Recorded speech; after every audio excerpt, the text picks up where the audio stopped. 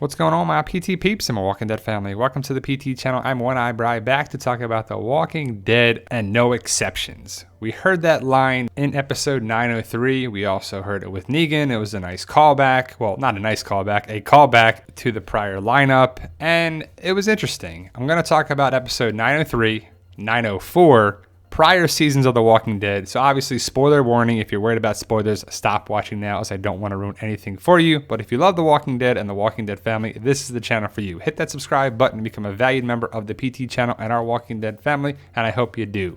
Photo credit, obviously, to AMC and The Walking Dead, as we are using their pictures, and we are not claiming ownership of them by any means. But Arat is gone, and she said no exceptions before she killed Cindy's brother. And that's interesting because Arat, Simon's group, they killed Cindy's group, Cindy's family, and Oceanside got revenge. And I don't feel bad for Arat or any of the saviors that Cindy's group killed. Final warning was connected with Simon. I'm pretty glad Simon's gone now, because Simon's probably worse than Negan. He's the power struggle. Simon wanted to eradicate everybody, and Negan actually saw the ability of people to work together and the power of people working together. People are a resource. Simon just wanted to get rid of everybody. He killed Jadis's group, he killed Cindy's group, and the line "no exceptions" is clearly a callback to Negan killing Glenn when he said it. No exceptions is pretty interesting, because if you think about the line, no exceptions, it doesn't matter who you are, we have a job to do, we got to get rid of you and move on. If you're alive, great. If you're not, we don't have to worry about you no more. And that was the Negan savior way. I felt bad for Maggie. Maggie was probably the biggest part of the season 7 premiere where I felt bad and got upset when Maggie was seeing Glenn get killed. And it was very sad. Glenn was a big part of the show. Maggie, I really felt for. And also, Maggie was the only one that wanted to fight the Saviors right away. And Rick was the one to go against Maggie. So that really started the divide. Glenn's death clearly set the path for Rick versus Maggie, and Negan in between what to do with Negan. Negan should have died in my eyes, and I'm on Maggie's side for that. Well, Maggie and Daryl's side. And if Carl died by Negan, you know Rick would want to avenge Carl's death and kill Negan. But that didn't happen, and Glenn died. But clearly, the Glenn connection right here with Cal and the way he looks, Maggie and Cal's face, and just, it was interesting because the no exceptions line came up when Glenn got killed. We see a callback to Glenn here. Cal, to me, looks like Glenn. And I mean, the blue shirt, the hair, the facial hair, the look of Cal, just definitely a callback to Glenn. I just see that. How about you? And someone brought up a great point of why Maggie and Daryl didn't stop Oceanside from killing Arat. You kind of felt bad for Arat. She probably changed. She was probably like, I was just doing my job there. Simon would have killed me. I had to do it. I'm not that person anymore. Her and Laura were trying to calm down the other saviors. When we saw them earlier, she was the voice of reason. But she got killed off. And the big turning point might have been, not saying it is, but it might have been when Cindy asked, "What did you say, Arat?" And Arat said, "No exceptions." The same line that Negan said when he killed Glenn. So Maggie had to remember that. That's got to be burnt into Maggie's brain of what Negan said and the whole sequence of Negan killing Abraham and then Glenn and how it went down. So the no exceptions line is just a line that you might not think much of it, but I think it's a big thing that Maggie and Daryl heard the line of no exceptions and then stopped intervening and just turned around and then walked away. Like, we didn't see nothing. Do what you got to do, Cindy. We're on your side for this. But Maggie and Daryl might have stopped them without knowing that truth. It's also interesting that Maggie and Daryl are planning something to go talk to Negan. We don't know exactly what it is yet, but we're going to find out in episode 904 or 905 most likely what Maggie's up to.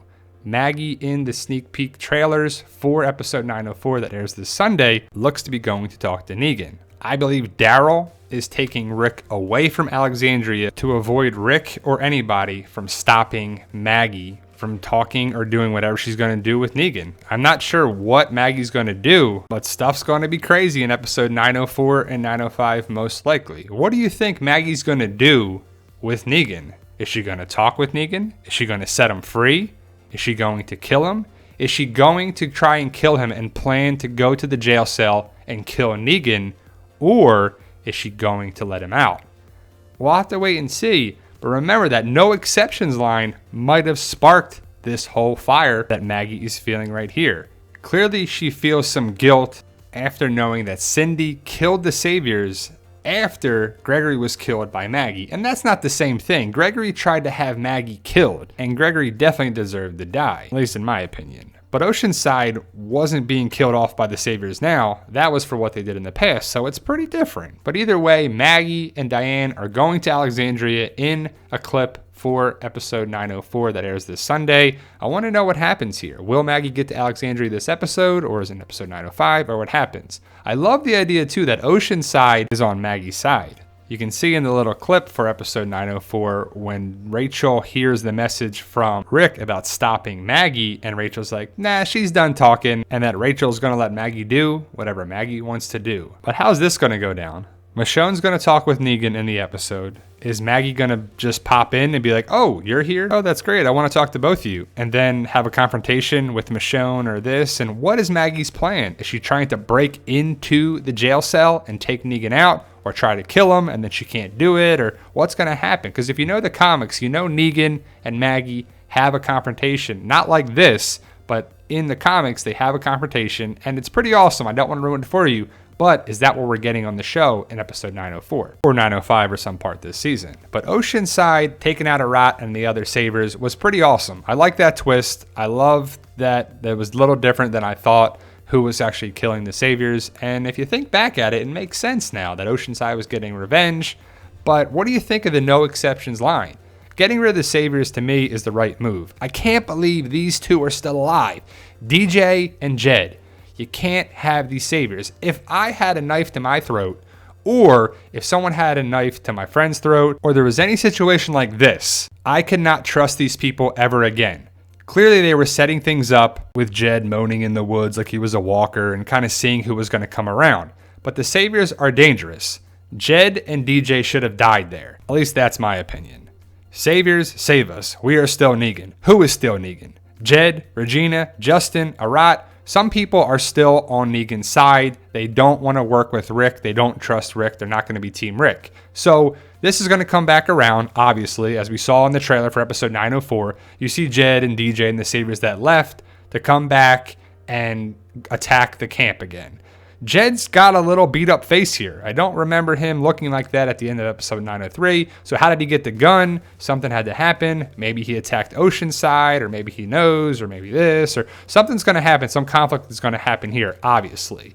But Jed and the Saviors gotta go. And not all the Saviors, obviously, but the people like this. Like if I had a knife to my throat, or you're pointing a gun at me, you're going down. Any chance. I can't trust you.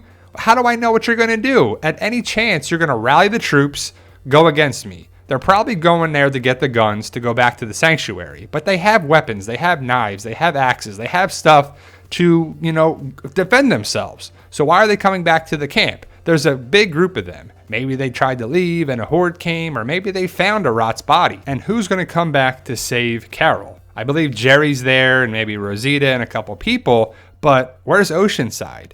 Rick and Daryl will be off fighting somewhere. Maggie's going to be going to Alexandria. Michonne's at Alexandria. Where's Jesus? Probably at Hilltop. Diane's with Maggie. Where is everybody to help Carol? Carol's all alone. Does the Kingdom and Ezekiel show up?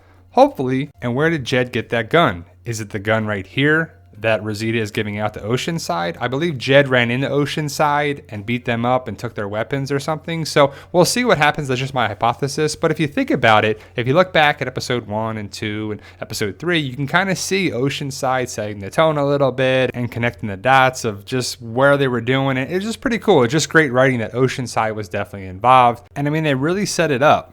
They introduced Oceanside back in season 7. And then Cindy and Daryl were talking about it in the season 9 premiere about Cindy's brother and the canoe, and showing that Cindy is still bothered by the loss of her brother. Then we find out that a rat killed her brother. We saw Cindy's hand being stitched up, probably from killing the previous Saviors that were bringing the ethanol, not from slicing up potatoes. You could see that was probably how it happened. And I have to comment about this. People are thinking that Cindy may die now because she had an open wound and she was fighting off the walker, but she hurt her left hand and it was bandaged up. She had the walker with her right hand. The same thing happened with Abraham when he had a wound on his hand and the bandage came off and he was fine and no one got infected or died from that. I think Cindy will be okay and I hope she's okay. And I have to comment about the Carl grave here. So initially I wrote, oh, it's the rocks. It's what do they mean on there too? And people were like, oh, it's a C. I can't be believing this. It's a C. Well, it's a U actually. If we look at it, it's more like a U than a C. We have to turn it to be a C. But either way, I can understand Carl's grave being there with the rocks. I was just trying to understand what the rocks meant.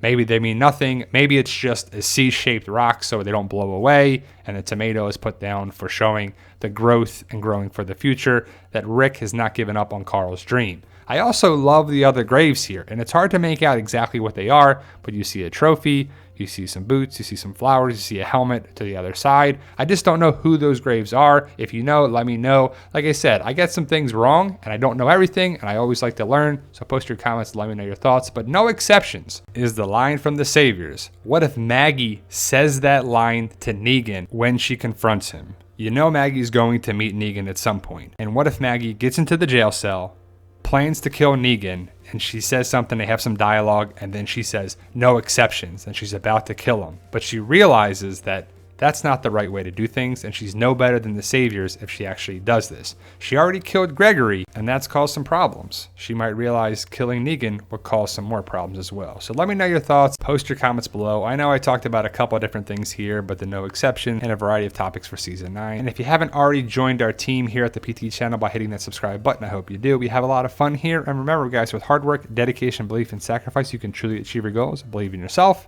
You can do it.